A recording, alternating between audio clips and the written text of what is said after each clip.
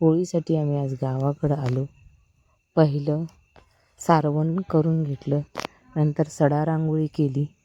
त्याच्यानंतर होळीसाठी जे लागणारं साहित्य त्याची तयारी केली आणि हे सर्व बांधून घेतलं. बांधून घेतल्यानंतर पूजा केली. पूजा केल्यानंतर त्याला जे दहन करतात ते खालून लावण्याचा प्रयत्न केला आणि लावून झाल्यानंतर मीनू बघताक्षणी बोबाडा ठोकायला चालू केली.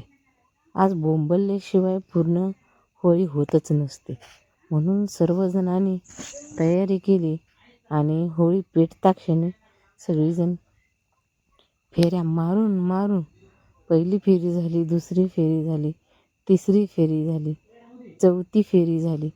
जोराचे मीनू, पायल, सोहम ह्या तिघांनी तर नुसतं वेड्यावर वेडे चालूच केले.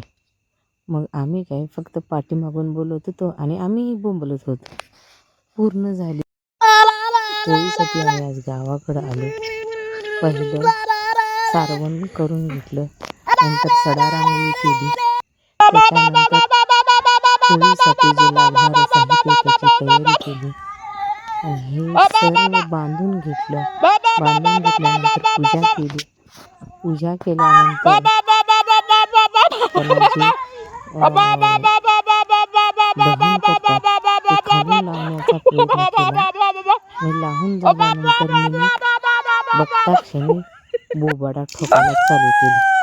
आज बोंबलल्याशिवाय पूर्ण होळी होतच नसते, म्हणून सर्वजणांनी तयारी केली आणि होळी पेटताक्षणी सगळी फेऱ्या मारून मारून पहिली फेरी झाली, दुसरी फेरी झाली, तिसरी फेरी झाली, चौथी फेरी झाली. जोराची मीनू, पायल, सोहम ह्या तिघांनी तर नुसतं वेड्यावर वेडे चालूच केले.